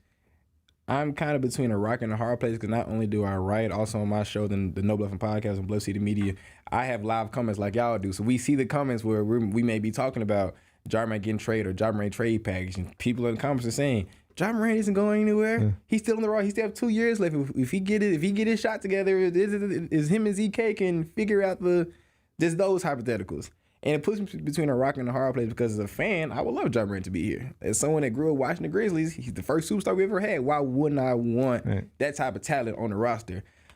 But when I look at it through an analytical mindset, he's all but gone, and I hate it. But it just seems like the way the parties have been going these past few months, it just seems like it's all but over. And I feel like the best turns of action for everybody is just to look forward and move on. As much as I would love Ja, like I can imagine a lineup of Ja Morant, Cedric Coward, Jalen Wells, Wilson, or Boozer, and Edey being a perfect fit around a 6'2" athletic guard. They have defenders around them, great rebounders. On paper, it looks perfect. I'm saying if you are just trying to get excited about a graphic. Yes, that's a great graphic to get behind. That's an amazing graphic. It's a great graphic. It's a great graphic to get behind. And emotionally, I want to get into it, GP. I really, really do. But I can't get past what the past. Right. He's only played 20 games this year, GP. I know. He had a career low from 3, career low points per game, career low across the board besides free throw percentage. Yeah. Have to give him that. But I would love to get into it. I'm not letting my heart get attached to it because if and when that notification hits that Ja Morant is traded to X team, I don't want to. The gut punch is already going to be hard as is, but I don't want it to be worse than it has to be. And you're already seeing it exactly what people at the trade deadline suggested would happen. It's happening right now. It was like at the deadline, you've got a third of the league tanking, so they're not trading for Ja Morant. And other people saying, you can attach an asset to him and we'll take him off your hands. We ain't giving you nothing for him. And so the Grizzlies just decided, okay, well, then we'll just hold him because at some point, somebody will decide to give you something for him. And just as soon as the Timberwolves get pushed out, the reports out of Minneapolis are, okay, where are you going now? You got the Thunder in front of you and the Spurs in front of you, and you ain't better than either one of them. There ain't a whole lot of moves out there for you, but there is a former All-Star guard still in his 20s down in Memphis. Him and Anthony Edwards could probably get along pretty good. Like, let's see. Let's at that point, it's at the trade deadline. Did they want to do it? No, but now they might be in a we got to do something. We're not good enough situation. Yeah, so that's what happens. You get pushed out, then you start asking questions, and then you start looking for answers, and there are no great answers to how do you solve this Spurs Thunder thing in front of you. We've got Anthony Edwards, we've got Rudy Gobert, we've been to back-to-back Western Conference Finals until this year, but where do we go now, and how do we get there? At some point you go, I don't know if it's a good bet, but the only bet we got is to roll the dice on Ja Morant and see if a change of scenery keeps him healthy and focused. And next thing you know, they're picking up the phone and calling you and saying, all right, well, now we'll give you this. Yeah. And that's the way this. And then somebody else is going to miss it. Somebody else is thinking they're going to get Giannis, not going to get Giannis, and they'll have the exact same conversation. Well, what do we do now? I don't know if it's a good bet. I don't know if it's smart. Could blow up in our face. But let's give it. It's the same reason Cleveland goes out and gets James Harden and Philadelphia goes out and gets Paul George. You got all these franchises that are like in this place and they don't know where to go. And it's just like, let's just try it. Yeah. And somebody's going to do that with Ja Morant. Yeah, somebody's definitely going to bite on Ja, no matter if it's during the draft or well into the offseason. Because like you said, I feel like Giannis is the first domino to fall. I can even see a world where Milwaukee tries to get Ja Morant to pair him with Giannis and reunite Taylor Jenkins and Ja Morant. I'm not saying that's a high possibility, but I could see a scenario that happens. But once that Giannis domino falls, I feel like the market for Ja Morant will expand a lot. Because there's a lot of, like you said, there's a lot of teams that's kind of knocking on the door that, okay, we're not good enough. We just saw with the Timberwolves. Anthony Edwards was playing on 1.5 knee, and he still didn't have the supporting cast to get him over the hump. Julius Randle did not have a good playoff series at all, so that can maybe be a trade asset that they may try to get off to get a guy like Ja Morant. So the market would definitely expand. It's just all up to the Grizz to be smart and be calculated about who they make business with, because we're not trying to help any other team. We're trying to help the Memphis Grizzlies, and I'm confident, at least I have to be confident, being that Zach Kleiman is our general manager, that we're going to make the right move to hopefully propel this team into the right direction. All right, before you get out of here, tell folks where they can find your work and where you're going to be later on today. You're popping in studio with Anthony Sain, aren't you? Yes, actually, I pre-recorded that last night. Okay. So it was so funny. Like, after the game, me and Sain were texting. He was like, hey, do you want to wait till the game was over? I was like, it's probably not going to go to overtime. We'll do it right. I was like, it was going to double overtime. So, yes, I'll be on the Anthony Sain show for Bluff City Media at 1 o'clock. You can find me on SI Now Grizzlies or Sports Illustrated for the Memphis Grizzlies. I also still write for Beale Street Bears. I have my show, the No Bluffing Podcast, on YouTube and Twitter at Bluff City Media every day at 5 o'clock. What else do I do? I think that's a little bit of everything. Well, that sounds like enough. That sounds like a lot. That sounds like enough for right now. Well, listen, man, I appreciate you popping in studio. It's always good to chop it up with you. Let me do the rest of this show, and then I'll catch up with you in a minute. Yes, sir. I appreciate y'all having me. That's Evan Hayes, yes, sir. From SI Now. We come back, turn our attention to, among other things, college football, where there's an interesting story developing at Texas Tech. Brendan Sorsby, the quarterback there, has been suspended by the NCAA because he has acknowledged to not only gambling on college football, but actually gambling on his own football team. Based on the rules, it is a clear cut. You are out of eligibility, done with the sport.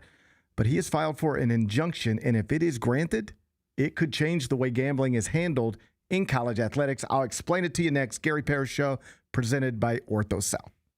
When the arena lights dim for a concert, or when the crowd becomes one at a big game, you can almost feel like you're the biggest fan. But who's your biggest fan? It's the person who will get you home safely after a night of drinking. It's a person who looks out for your life to make sure you leave the stadium with someone sober. This could be a designated driver or someone who offers to give you a ride share. Because in Tennessee, fans don't let other fans drive drunk. Brought to you by the Tennessee Highway Safety Office, a division of the Tennessee Department of Safety and Homeland Security. Grizzlies fans know it's the team that gives you the edge. Big River Steel does too. And much like the Grizzlies have recruited legendary talent, we want you to be part of our team. Are you ready to be part of something legendary? Then visit www.bigriversteel.com. That's www.bigriversteel.com.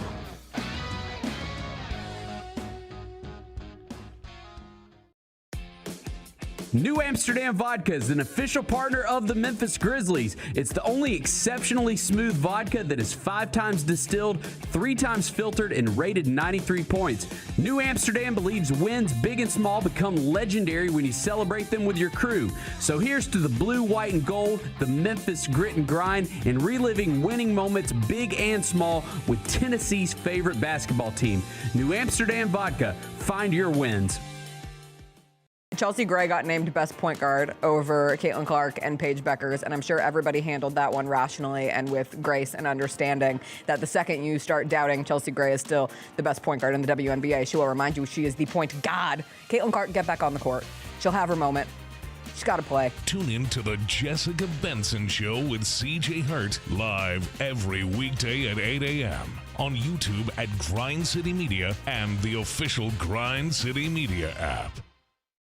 Junior Grizzlies summer camps presented by Ortho South are the key to a slam dunk summer with over a dozen 4-day camps perfect for hoopers ages 6 to 14 looking to build fundamental skills and make unforgettable memories. With camps across the Mid-South in Tennessee, Mississippi, and Arkansas, you won't have to go far for the ultimate hoops experience this summer.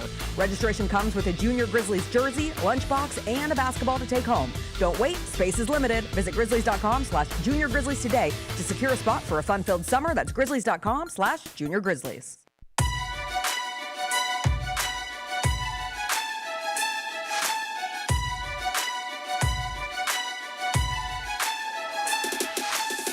Orthopedic injuries can be unpredictable, unforeseen, and unscheduled, and Ortho South understands this better than anyone. Since your injuries don't make appointments, you don't need to either.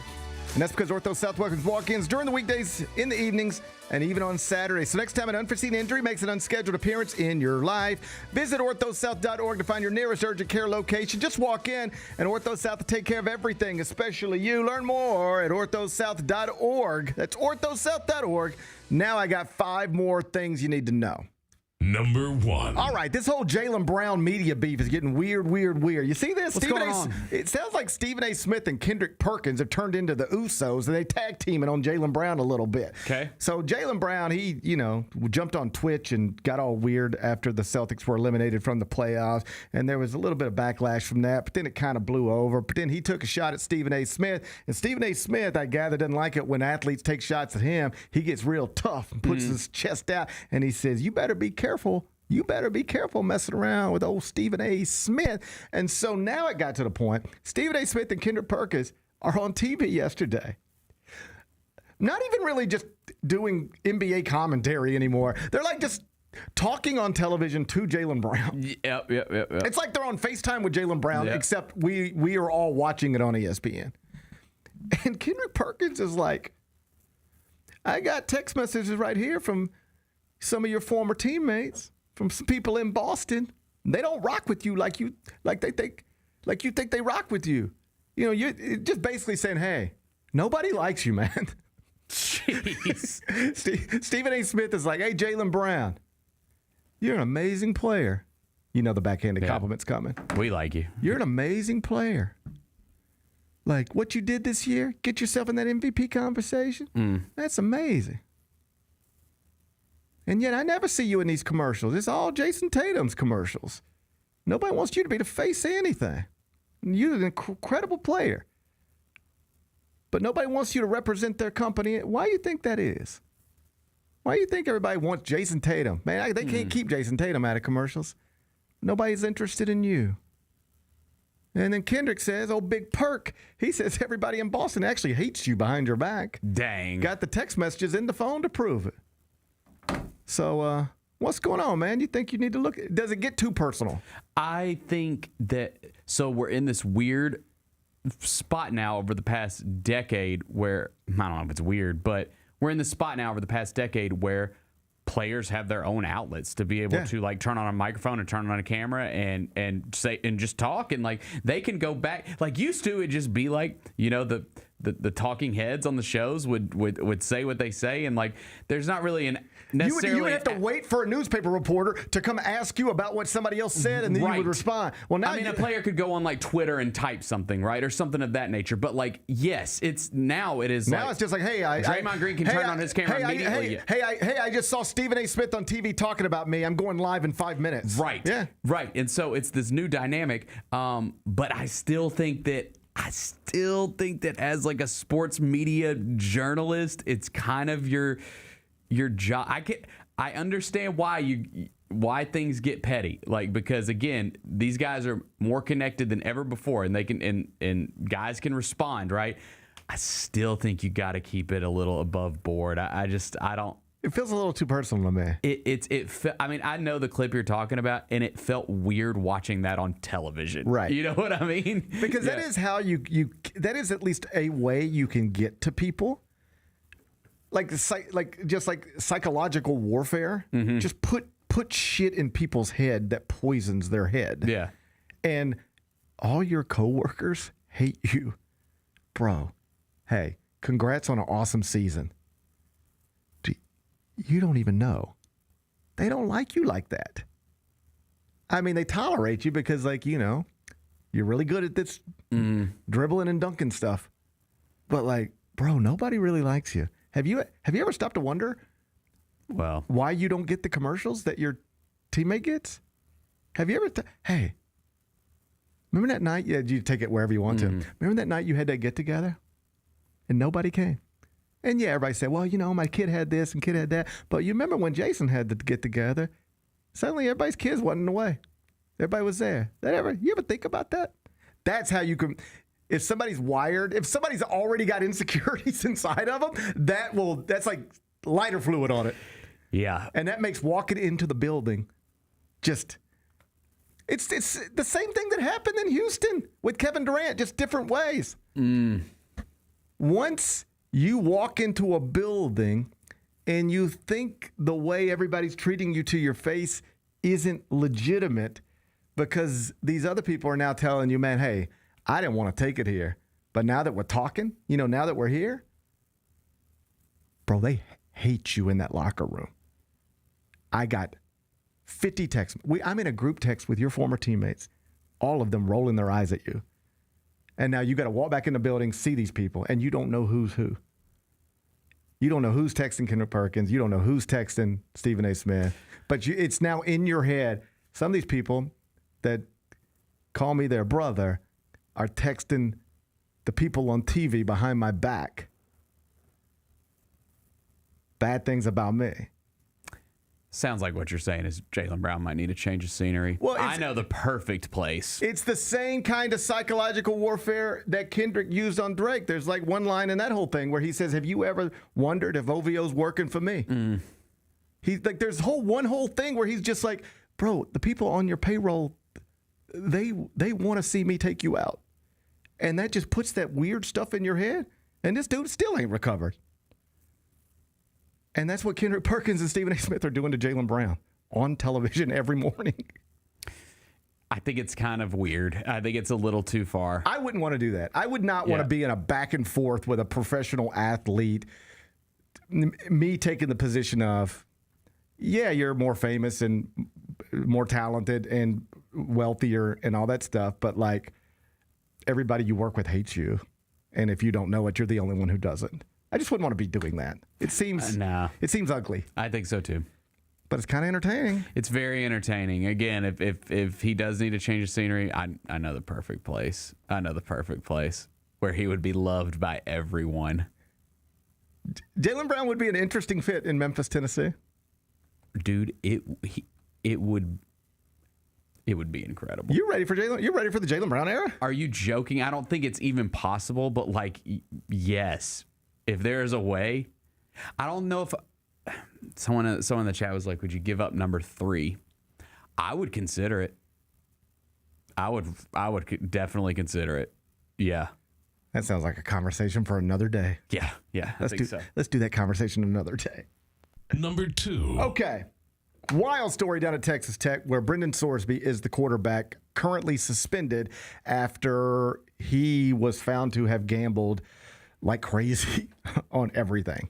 I mean, this buddy's got it certainly looks like if it ain't a gambling problem, wow, it's a real gambling habit. Understandable. This dude was betting on everything. Yeah. Football, basketball, baseball, sure. But table tennis in China, the whole deal. If you could get action on it. We've all been there. If you can get action on it, he's getting action on it. Mm-hmm. Okay. So you probably know the basics here. He's the highest priced quarterback in the transfer portal. Mm-hmm. Texas Tech gives him like $5 million to come be their quarterback.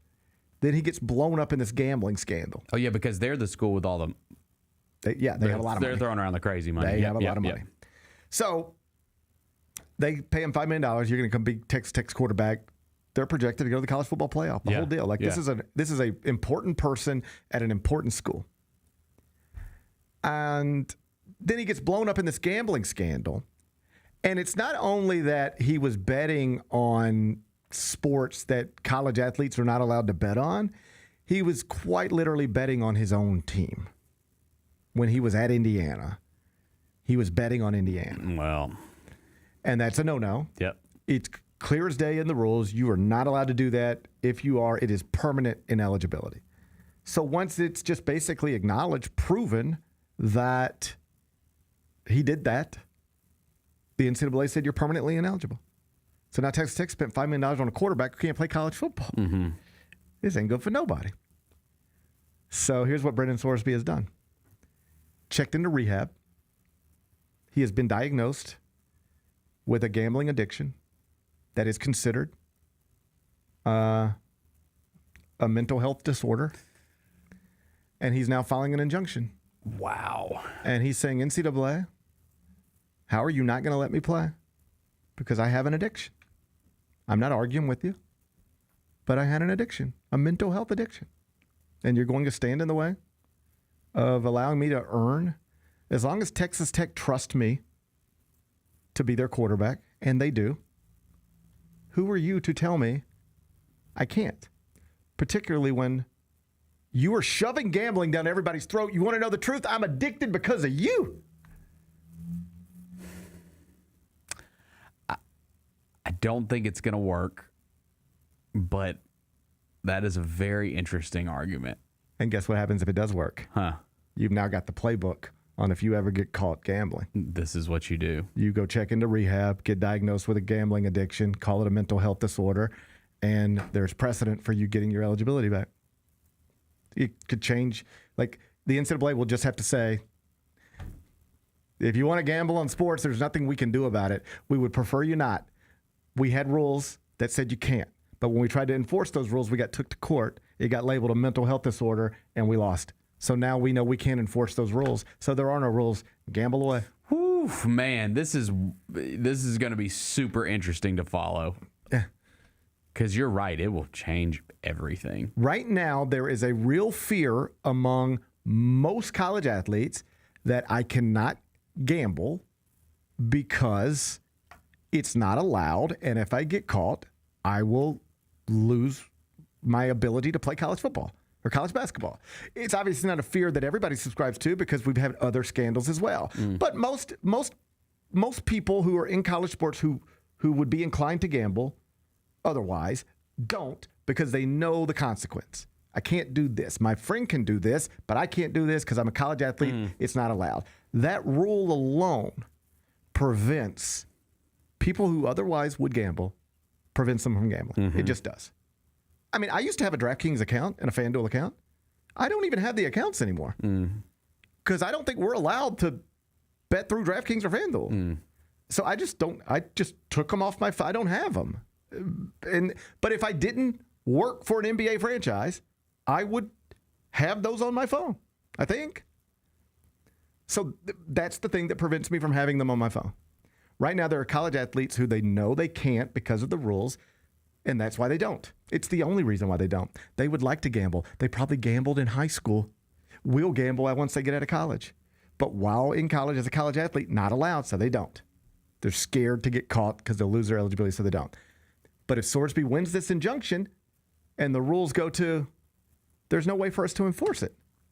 If you get caught gambling and you check into rehab, there's nothing we can do. You'll get your eligibility back. So then that deterrent is no longer there. All the people who otherwise would gamble but don't because they're college athletes and can't get caught, now they know even if I get caught, it's not a big deal. I just got to check into rehab and say, man, I lost my way.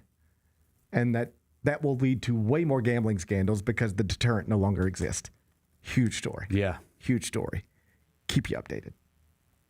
Number 3. All right. I gather there was a hockey match last night as well. Yes, it was a Game 7. It was actually an awesome sports night because this was going on at the exact same time as the Spurs Thunder game. So he had the dual screen going. But in true Buffalo fashion, the Buffalo Sabres miss out on going to an Eastern Conference Finals because they lost in overtime in Game 7. And it's just, I saw they were down 2-0, then rallied back. They rallied. Yeah, they rallied. I bring it up because, first off, it's Chloe's last day here. Yes. She's, of course, been a big part of this show. The biggest done a lot of great stuff for our social team and all of our platforms. And she's from Buffalo. Big Sabres fan.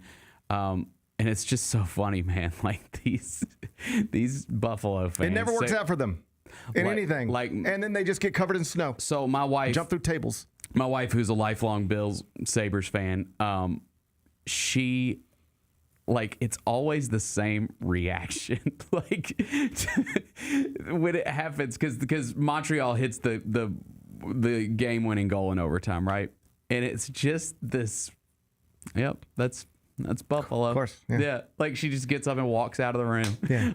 It's I know that. And they're all like that. All the Buffalo fans are like that. I knew in theory it was possible for this to go my way, but it didn't, and that makes sense because it never does. I think that is, and I bring this up, I think that is the most cursed sports city in the country by far. The Bills and the Sabres both joined their leagues in 1970. So the Sabres joined the NHL in 1970. The Bills joined the NFL in 1970. No championships. So that's 55 years, 110 seasons of losing for both of those teams. The Bills and Sabres both lose in overtime this postseason in their season. It is the 8th time the Sabres season has ended by overtime. 7 of those happen at home. And this is a 15-year playoff drought for them, by the way. So, like, they are one of the worst teams in hockey for over the past decade. They've had a great season. They get back. I mean, they've looked awesome in these playoffs. I mean, it really looked like they had a chance to win the Stanley Cup this year. And then they remember they were Buffalo. And they go 2-5 at home during the playoffs. Like, it's like their fans are so fired up. That crowd last night, if you're watching on TV, it's just insane. You've seen the videos of the guys skating outside the arena and like beating up the other teams like mannequins and stuff. And it's just, it always ends the same. It always ends the same. And I feel so, like, my father-in-law, rest in peace. Like, I wanted so bad for that to happen just so I could, like, you know, that's for you, Dave. But you just know how it's going to go every time. And they all know how it's going to go. Well, you're talking to a Mets fan, so it's tough. I know, but I understand the sentiment to always want nice things and rarely get them. Yeah. I understand what that does to a person's mentality. So I wish you luck moving forward, you and your whole family. Yeah. And perhaps one day the Sabres and Bills and the Mets will flourish. I doubt it. I doubt it too, GP. Number 4. Interesting little golf story. I'll be quick with this one. Garrick Higo. You probably don't know him unless you know him from last week. But last week he made headlines because he was at the PGA Championship, had a tee time, and showed up late for it by a minute. Missed it by a minute. And that's a 2-stroke penalty. So his first round 67, which would have made him the co-first round leader, turns into a 69. And then he misses the cut on Friday by 1 stroke.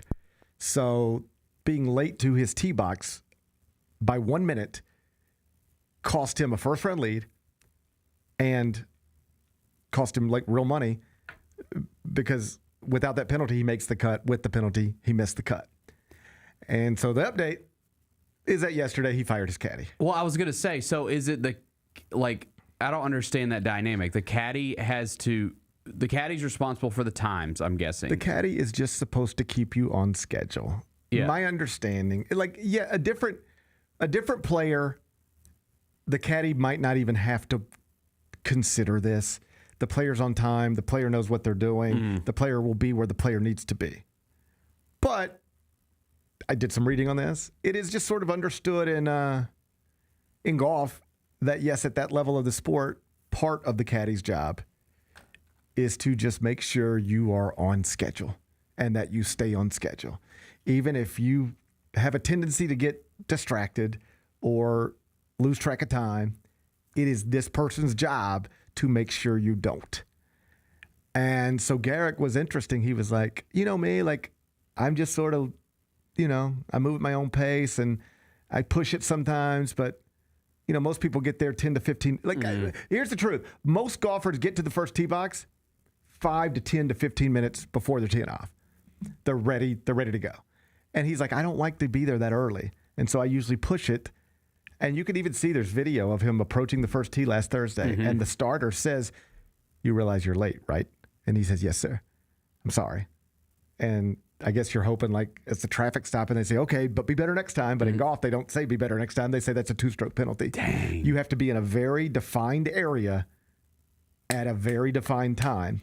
And if you are not here, it doesn't matter that practically it made nothing off schedule. He could still have that tee in the ground and that ball in the air at the exact same time he otherwise would have if he were on time.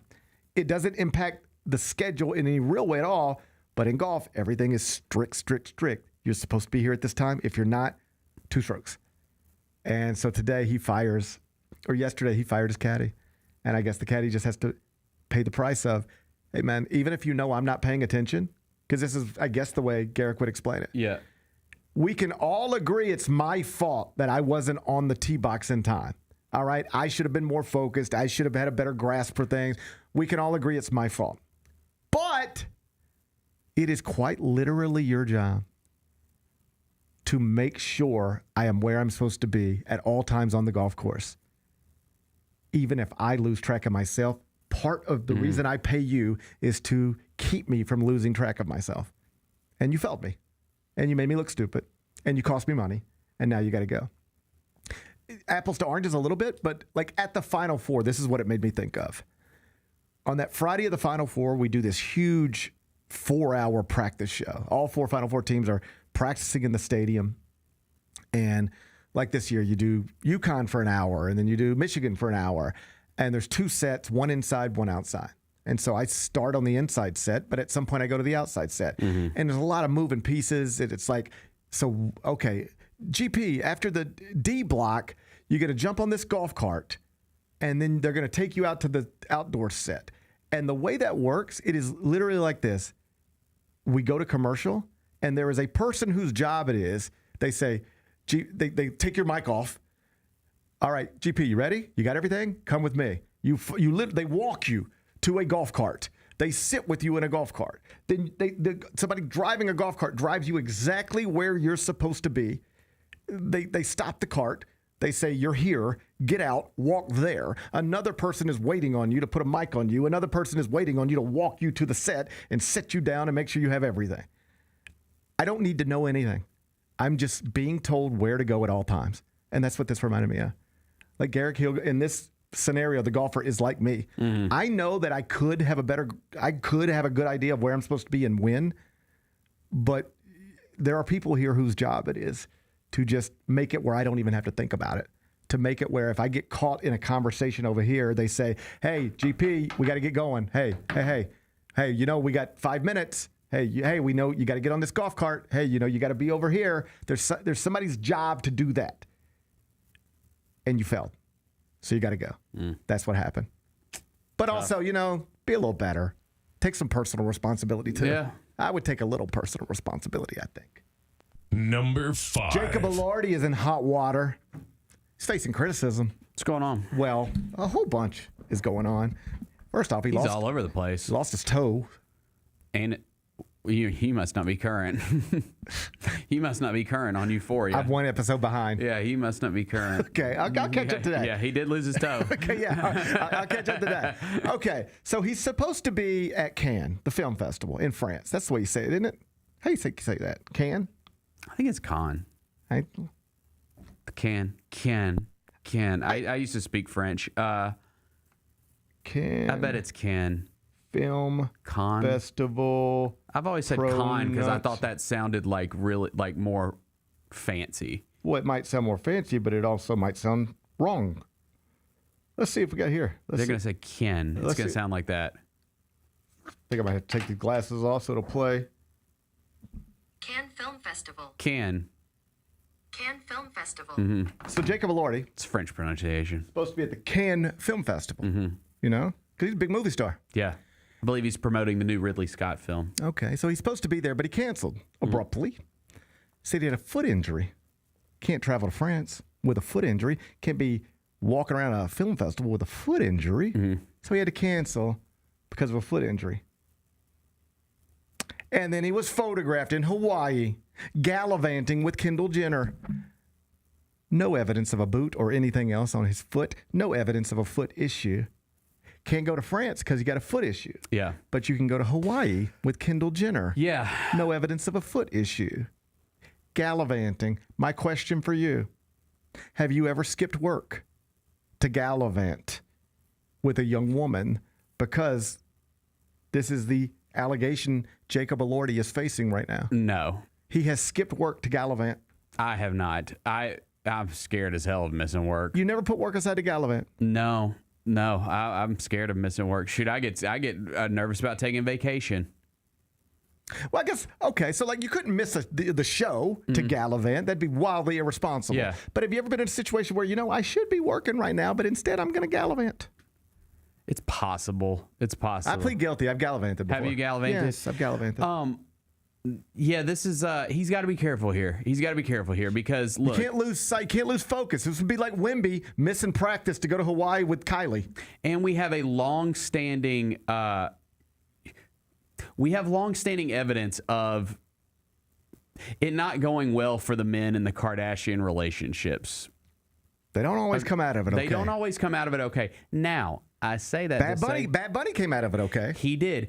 And Bad Bunny's doing okay. And Timothy's doing okay. Timothy seems to be doing okay. Him and Kylie appear madly in love. However, still hadn't won a Best Actor Oscar. Well, give him time. He's a young man. I'm just saying. Give him time. He's ahead of schedule. This was the year. Well, he should have won. Well, Bennett, give him time. He's a young man. And I was happy for Michael B. I'm just saying. Like, I think probably Timothy should have won that. But still. Timothy's doing okay. Regardless. Bad Bunny's doing okay. Jacob Elordi, very similar situation as Timothy Chalamet, famous actor who's like on the rise. Yep. And he's dating a Kardashian Jenner, Jenner. Sure. You just got to be careful, bro. That's all I'm saying. Sure, but I always hear stuff like this. People are like, well, you know what happens to those men that date them Jenners? Mm-hmm. And it's like, yeah, I guess. But like, it almost sounds like when people try to say things like, well, you know what happens to people who win the lottery? They end up going broke.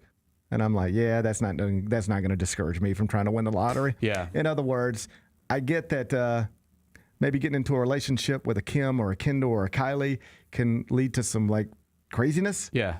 But I think most men will still take a shot at it. I think probably so. Jacob Elordi made my wife cry this week. Why? Because he's so tall? She watched that Wuthering Heights movie, and I look over and she's just in tears watching it. I haven't seen it. Now I'm curious to watch it. Could have looked over and she could have been. No, it looked pretty. Could have looked over. She could have been. It looks pretty hot and heavy. That's I gather it's hot and heavy. Yeah. I gather it's a little hot and heavy. It looks pretty hot and heavy. Jacob Elordi's good at being hot and heavy, but I think. I guess emotional as well. And emotional, sure. Yeah. Emotional. He's on a great run, man. I mean, Frankenstein, he was nominated for Best Actor. Yeah. Kara said Wuthering Heights was great. Sure. This new Ridley Scott movie, it's a post-apocalyptic Ridley Scott film. But he's not supporting it. That's the criticism. He's not supporting it because he's gallivanting with Kendall Jenner. Ridley Scott's a legend. He deserves your attention. Hey, fair point. Yeah. Counterpoint. Let the man who is strong enough to turn down a trip to Hawaii with Kendall Jenner cast the first stone. I don't want to hear what you got to say about this unless you have also turned down a trip to Hawaii with Kendall Jenner. If Kendall Jenner texted you right now and you said you're terrified of missing work, Bennett, that's what you just said. I'm terrified of missing work, and I believe you. But here's my question for you. You get a DM right now from Kendall Jenner, and she wants to put you on a private plane. A happily married man. I know, but let's pretend for a second, just pretend for a second that you weren't a happily married man. Instead, you were just tall like Jacob Elordi. Mm-hmm. Instead of being happily married, you were tall and awesome looking. Mm-hmm. Okay. And then you're like, yeah, I got to go to Cannes Film Festival. Mm-hmm. I'll see you there. But then Kendall Jenner sends you a DM and says, hey, instead of doing that, would you like to gallivant in Hawaii with me? What are you doing? I mean, I don't understand why Kendall wouldn't want to go gallivant in the south of France at the Cannes Film Festival. That sounds like a dream come true. I have the answer. I want to go to Cannes. I've been. No, you haven't. Not to the festival, but I've been there. Oh, you've been there? Yeah. Okay.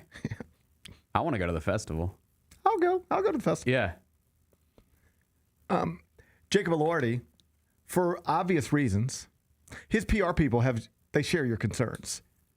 His publicist shares your concerns about, hey, you are a rising movie star A-lister. All right? You ain't Tyga. You don't need whatever pop comes from dating a Kardashian Jenner. You're an A-list rising star. You attach yourself to this, now you become a TMZ star. And that's a different thing. So the publicists are saying you don't need to be publicly attached to Kendall Jenner. This is not where we want your career at right now. So why don't you go to Cannes? Because that's where all the photographs are. You go to Hawaii instead. You're not supposed to get photographed, but somebody got you. Yeah. You're supposed to be having private gallivanting. They were in search of private gallivanting. They were. Instead of public gallivanting. I'm just saying I could understand how you might turn. I could understand how if Kendall Jenner wants you to go Hawaii, you might just say, Yeah. I got to go. Yeah. I got to go. Yep. So I'm not going to judge him. Just going to admire him. Good luck, Jacob. Good luck, buddy. All right. Be back with Carry Out. Chelsea Gray got named best point guard over Caitlin Clark and Paige Beckers, and I'm sure everybody handled that one rationally and with grace and understanding that the second you start doubting Chelsea Gray is still the best point guard in the WNBA, she will remind you she is the point god. Caitlin Clark, get back on the court.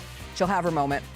She's got to play. Tune in to the Jessica Benson Show with CJ Hurt live every weekday at 8 a.m. on YouTube at Grind City Media and the official Grind City Media app. Grizzlies, take your fandom to the next level by becoming an MVP. How long have you been an MVP? Since day one. Enjoy the great benefits of being a season ticket member. Pre-game MVP moments, including Autograph Alley, exclusive Grizz gear deals, access to member or MVP-only player events, and much more. He's been an MVP for 22 years. Become a Grizzlies MVP today.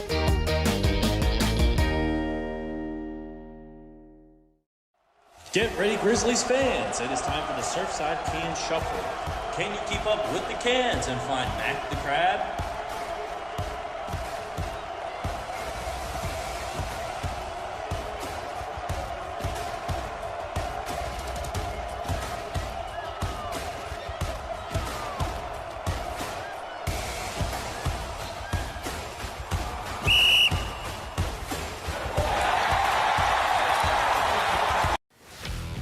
Let's face it, there's a lot of trash talk in basketball, but the great teams let their performance do the talking.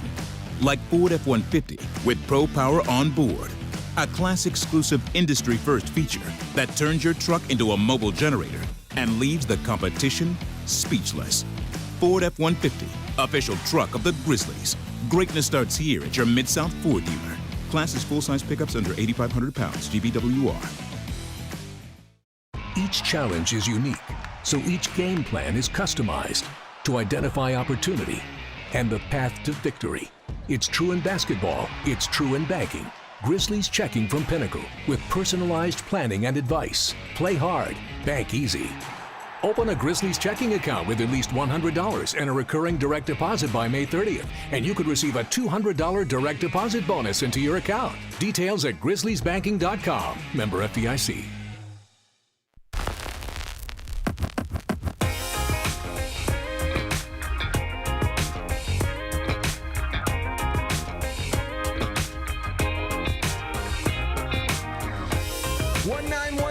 Presented by Pinnacle Financial Partners is coming back for the 2026-27 season, and the Grizzlies are looking for the next lineup of Memphis creators to design limited edition Grizz garments in their signature style. Take your vision from the drawing board to the team store. Apply today to see Grizz Nation rock your designs next season at grizzlies.com/191collabs. That's grizzlies.com/191collabs.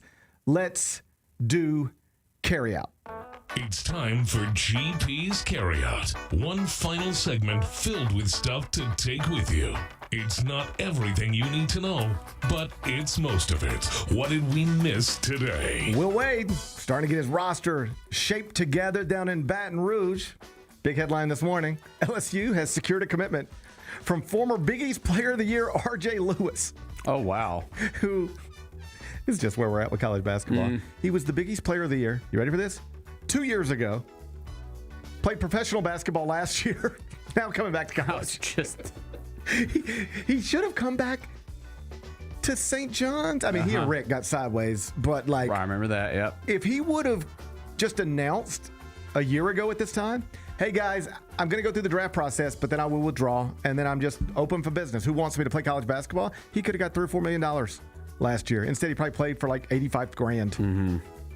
And so now he's just realized, all right, if I still have eligibility, no matter where I thought I wanted to be, the money right now for me is in college basketball. Yeah. Will Wade got it. Surprise, surprise. R.J. Lewis, former Big East Player of the Year, now headed to the SEC. What's today's biggest game? Game 1, Eastern Conference Finals. Cavs Knicks inside Madison Square Garden. 7 o'clock tip on ESPN. Cavs are the 4th seed. Knicks are the 3.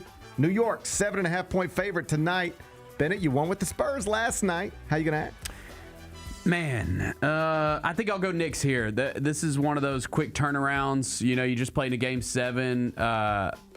We had this a couple weeks ago. Yeah, I'll go Knicks here. I think they win big tonight. Knicks in a blowout, Bennett says. Timothy Chalamet, Ben Stiller, all the stars expected to be courtside in Midtown Manhattan, 7 o'clock tip, ESPN. What are we watching on TV? Okay, I'm not going to talk to you about Crash yet. Okay. But you need to watch Crash. We need to have long conversations about Crash. Is it based? Crash. It's a documentary. Oh, okay. The Crash, easy. Hour, 34 minutes. Okay. One episode, knock it out. Okay. Number 1 at Netflix. I'll watch it. So the premise is 3 kids, 3 young people, 20-year-old, 19-year-old, 17-year-old, 2 guys and a girl. They're in a high-speed auto accident that kills the two young men. But the driver, the young woman, survives. Oh, was this she purposefully wrecked the car? That story? It looks like an accident. For one obvious. was her boyfriend, right? Yes. Yeah. Okay, Yes. I remember this. It is bananas. Okay, I can't. Yeah, actually, because I was following this story pretty closely when it happened in real time. I remember when it happened. Yeah.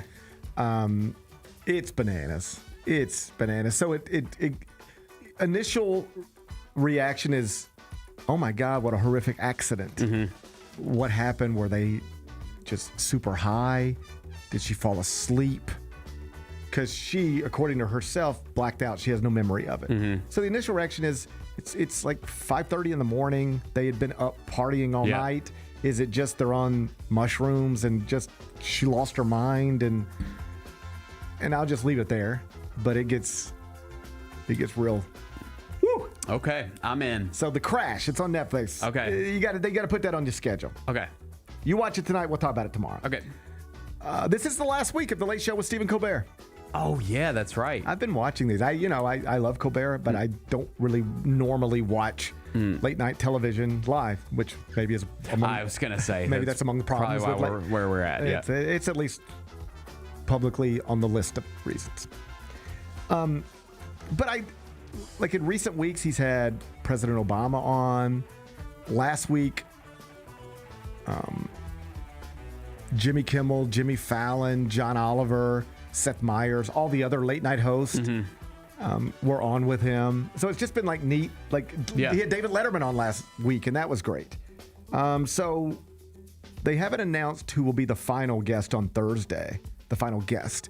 But tonight, this whole week's just going to be big people and people who have played a role in his career. Yeah. So tonight it's Jon Stewart, Steven Spielberg, and David Byrne.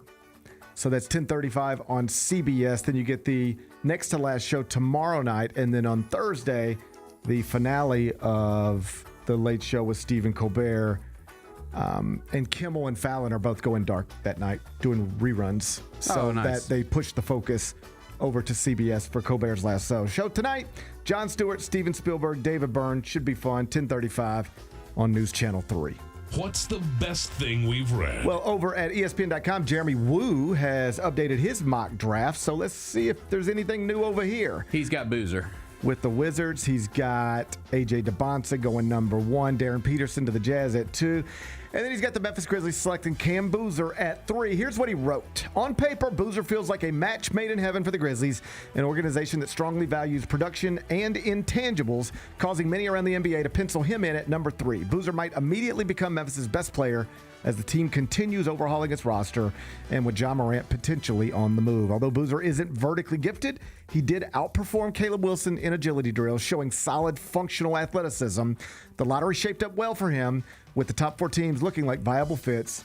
He is arguably the safest pick in the draft. Cameron Boozer to number 3 Grizzlies. That's what Jeremy Woo's latest mock draft has published. You can find it on the homepage, ESPN.com. What's on tap for tomorrow? Well, tomorrow will be Wednesday, so we will get in here, look back at Knicks Cavs, get ready for Game 2 Spurs Thunder. Chris Vernon will join me in the second segment. Should be fun. Enjoy the rest of your day. I'll try to enjoy mine. And we will meet back here tomorrow at 10. Till then, be careful, be kind, Be good. Rep your hood.